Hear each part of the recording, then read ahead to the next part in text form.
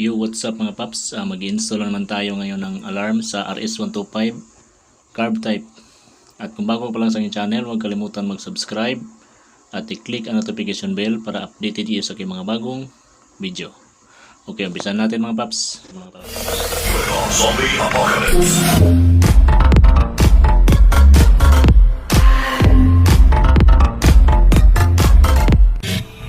Okay mga paps, bago tayo magsimula sa motor, ito ang ating one-way alarm or non-talking alarm. Hindi to two-way alarm pero pareho lang sila ng kulay ng mga wire at function. At ituturo ko sa inyo mga paps kung anong mga kulay nito at para saan ito ikabit. Ito yung mga wire niya mga paps, itong harness ng alarm. Yan, ituturo ko sa inyo mga paps, no? Isa-isa yung mga wire niya. Okay, unahin natin itong dalawang dilaw. Itong dalawang dilaw mga paps, ito yung para sa signal light. Kahit magkabaliktaran itong dalawa, walang problema. Basta importante matap lang natin sa kaliwat kanan ng signal light ng motor. Black negative. Yan. Black wire ng alarm negative. Red wire ng alarm positive.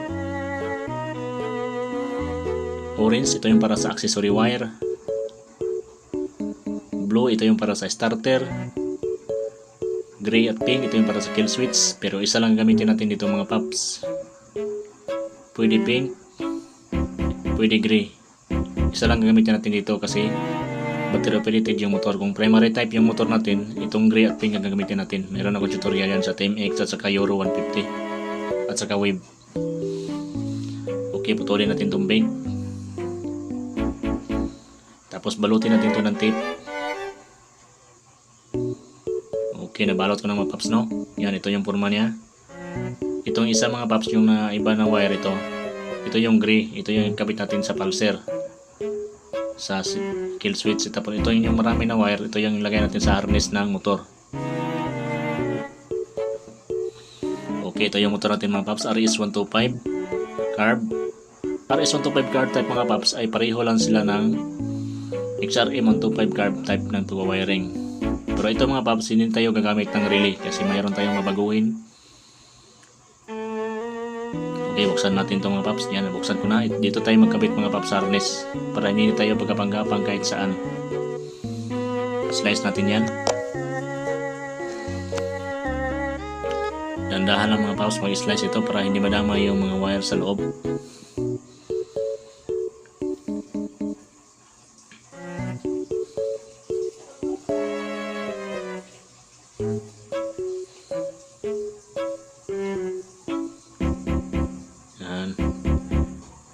Okay, medyo maitim na yung wire mga paps kasi medyo luma na itong motor na to.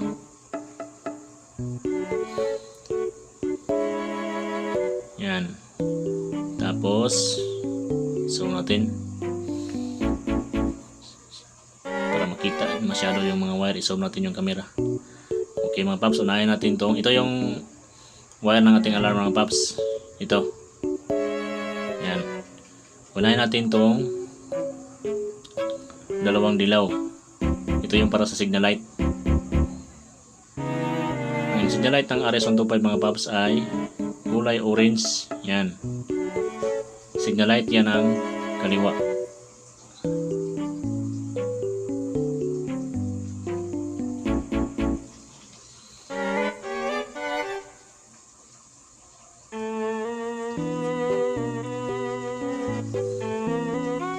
Okay. Tip natin.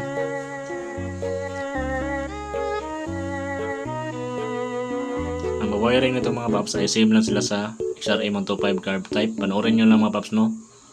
Yung iba kong video. Itong dilaw naman isa, tabit natin ito sa signal light ng kanan. Ang signal light ng kanan ng RS125 mga paps ay light blue. Yan, ito signal light niya ng kanan. Dito sa RS mga paps, negative trigger yung starter niya pero mayroon tayong babaguhin na hindi na tayo gagamit ng relay. Pero kung gusto nyo ayaw baguhin yung linya ng starter, gamit kayo ng relay. Mayroon na naman akong tutorial sa XRM125 carb. Panoorin nyo lang mga paps, ilagay ko sa description yung link. Okay, natabit na natin yun. yung dalawang dilaw. Ito namang red, positive. Red wire ng alarm. Tap natin sa red wire din ng motor. Itong kulay red, positive yan mga paps. Live wire yan.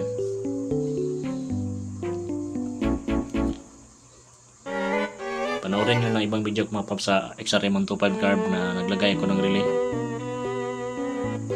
Dito naman ay hindi natin lagyan ng relay, pero baguhin natin yung linya ng starter. Gawin natin positive kasi negative trigger yung starter ng RS.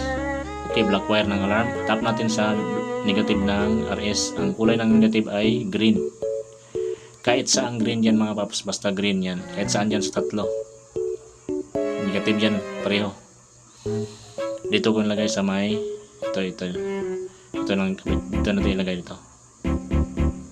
Yan, negative yan mga paps. Kahit saan dyan mga paps sa green, negative yan. Black wire ng alarm. Tap natin sa green wire ng RS125. Halos lahat ng Honda mga paps, no? Halos pareho naman sila ng kulay ng wire. Yan, depende lang sa mga FI. Kasi sa mga FI mayroon siyang pagbabago kunti. Tapos orange wire, ito yung para sa accessory wire. Yan, ang accessory wire ng RS mga paps ay ang kulay niya ay solid black. Hanapin natin yung solid black. Ito, saan yun? Ito. Ito mga paps. Halos lahat ng Honda mga paps ay pareho lang ng kulay ng mga wire.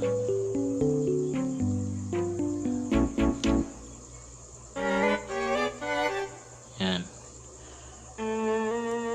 Sa mga bagong motor yan ngayon mga paps, meron diyang pagkakaiba din sa mga wire, ng kulay ng mga wire. Lalo na sa mga FI. Okay. Kapitan natin yung orange wire, no? Next natin. Dito na naman tayo sa blue. Ito yung blue, ito yung para sa starter. Yan. Ang starter ng Honda, ang RS mga paps, ay kulay niya ay dito mga paps, negative trigger yung starter niya mga paps. Tapos yung blue wire ng alarm, positive. Masusunog kapag hindi natin babaguhin. Kailangan gawin natin positive yung linya ng starter. Itong starter relay ng motor, ito yung starter relay ng motor. Mayroon tayong babaguhin dyan. I-cut natin yung wire dyan. Ilipat natin sa negative. Yan. Yung trigger niya. Yung dito naman ilipat natin sa positive. Yung trigger. Dito. Okay, unahin natin itong mga paps sa starter relay. Pero unahin natin ito muna, ikabit itong blue. Itong blue, kabit natin sa starter ng motor. Ang linya ng starter ng motor mga paps ay kulay niya ay yellow na may stripe na red. Yan, ito. Ito yung galing sa starter relay papunta sa push start button.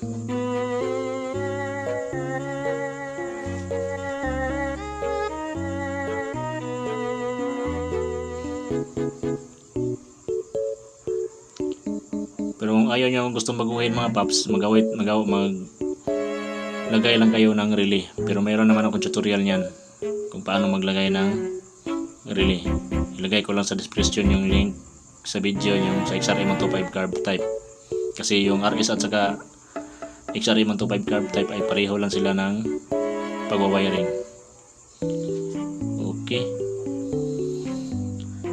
Tapos next natin, ito naman sa starter relay. Tanggalin natin yan. Putulin natin yung wire niya ng ito. Tanggalin natin.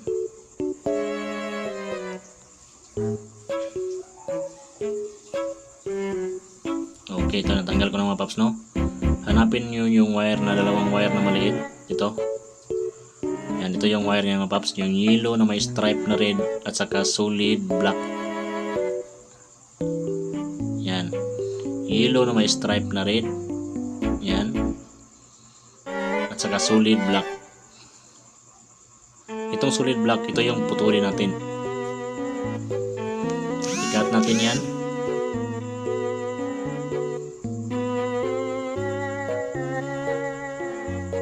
Yan, nakat na natin. Tapos dugtungan natin to ng wire. Tapos yung kinat natin mga paps, yung kadugtong na yan, hayaan na lang yan, wala, bakante na yan. Yan na lang yan. Ang ating gawin, ito na lang yung galing sa starter relay. Putulin na itong balatan natin, tapos dugtungan natin ng wire. Yan, ito. Dugtungan natin ng wire. Itap natin to sa negative ng motor.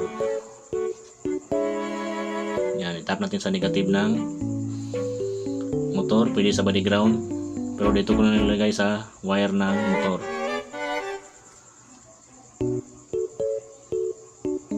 Dito natin ilagay sa wire ng motor para masabay siya ng tip dito sa may green.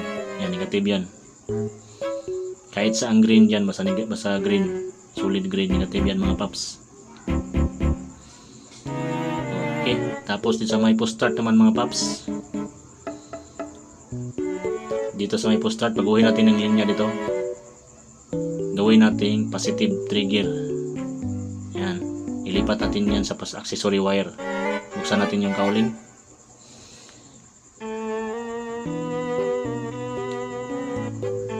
Okay, nabuksan ko na mga paps, no? Hanapin nyo yung wire na galing post start mga paps. Ang galing wire ng post start mga paps, ito. Yellow na may stripe na red at saka solid green. Ito yung socket nya. Yan, ito yung wire na papuntang taas sa post start. Itong green map mga paps, ito yung iputulin natin. Ito. Putulin natin yan.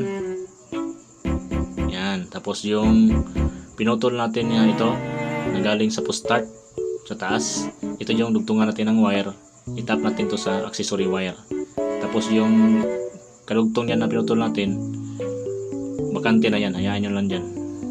Ito naman yung gawin natin, dugtungan natin, tap natin sa accessory wire. Ang accessory wire ng Honda, mga paps, sa Honda ay black. Yan, hanapin natin yung solid black. Yan, accessory wire yan mga paps. Dito natin connect sa black. Yan.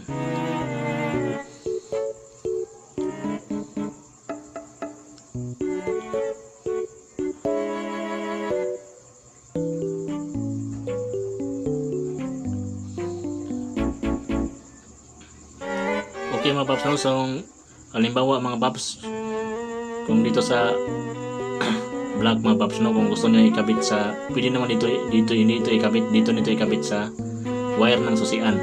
Dito sa ang wire ng susian mga paps sa XRA 125 at saka RS 125 ay pareho lang sila, dalawa ang wire niya. Yan, red at saka red na may stripe na black. Ito mga paps, pwede nyo rin ilipat dito sa wire ng susian sa red na may stripe na black. Ilipat nyo dito sa susian dito mga paps. Pansin nyo mga paps yan, yung medyo itim na paps kasi may luma ang wire na to. Yung solid red at saka red na may stripe na black, yan yung i-connect sa red na may stripe na black mga paps. Accessory wire yan, yan yung connect yung sa galing sa post start. Kung halimbawa, kung dyan yung i-connect, pwede nyo i-connect dyan. Okay, yan, natip na natin mga paps, no? Tapos dito naman tayo sa pulser gray. Yung kulang natin para sa pulser, itong gray mga paps, ito yung para sa kill switch. Lagay natin sa pulser. Yan, para madali nyo mahanap mga paps, sa CDI nyo lang itap. Kasi ang wire ng CDI na sa pulser, yan, meron siyang wire dito na papuntang koneksyon ng pulser kill switch. Nilipat natin yung camera sa kabila. Yan, ito. Hanapin nyo yung kulay ng pulser mga paps. Ang kulay ng pulser mga paps ay blue na may stripe na yellow. Ito yung papuntang pulser sa state. Ito yung papuntang stator na wire. Diyan natin i-connect yung gray wire ng alarm sa blue na may stripe na yellow.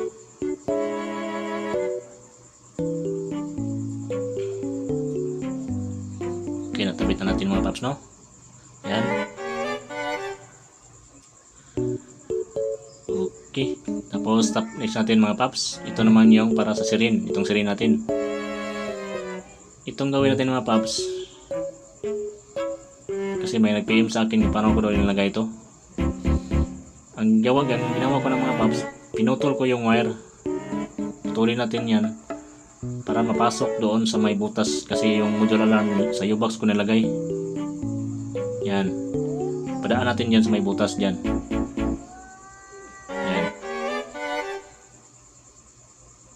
Yan, ito, tapos idugtong natin ulit. Yan, color coding naman yan, red at saka black. Okay, natap natin mga paps, no? Yan, okay. Kayo nang bahala mga paps kung saan nyo ilagay ito. Ako dito ko ilagay sa may gilid yan. Idikit nyo lang dyan sa ilalim. Yun lang mga paps, no? Maraming salamat sa panonood. Okay, i-tape natin to lahat mga paps. Itong module pala mga paps, no? Ilagay natin to sa U-box. Ito yung ilagay mga paps, U-box yan, para hindi siya mabasa. Okay, i-tape natin to lahat mga paps, no? Okay, na-tape natin lahat mga paps. Diba wala siyang pagkapang-gapang na wire, buo yung wiring natin. Maraming salamat sa panonood mga paps. God bless ating lahat. Ingat sa pag-wiring. God bless. RS125 carb types, installation, one-way alarm. Locator, panalitan, pangitaon ng motor sa parkingan, nabiling mga gabiit, magtagbog ang pangita.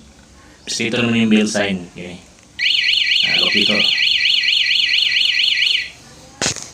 Palawang lock lang. Pwede rin sa dahan mo, palawang rutong iya. O start ka, dito naman kaduhan ng thunder sign kini. Long press lang gamay. 1, 2. Ang larang motor sa walay susi. Palawang mo, unlock lang. Pag mo parking na ka, pwede nyo ko i-lock mo kunang liog. Una ka mo lock din sa remote. Pwede rin po sa remote ka mo lock. Huwag na yung manghilabot anak. Mag-warning na siya. Warning alarm. Huwag ilap yung ilap tagbalik. Mag-alarm na siya. Palungan mo, lock lang. Para continue, nakalock lang yapon. Pero sa dahan rin mong alarm, mapalo rin 10 seconds. Gamitan ng motor, unlock. Kung sa susi, gamit paandar.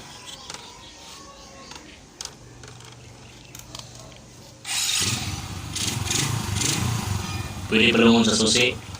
Pwede palungon sa remote. Palong ang makina. Kung sa remote gamit paandar, sa remote ka mapalong dahil siya mapalong sa susi. Mandar man yung simula yung susi.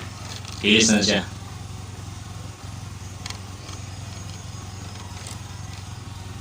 Okay, tapos huwag panalitan mabili mong susi. Kung yan nakalaka sa remote. Pwede ba ka di susi ano lang tao. Pag susi pa lang sa kawatan, alam ang motor di na mandar. Gagawin na pandar, ikran ka nila di na mandar.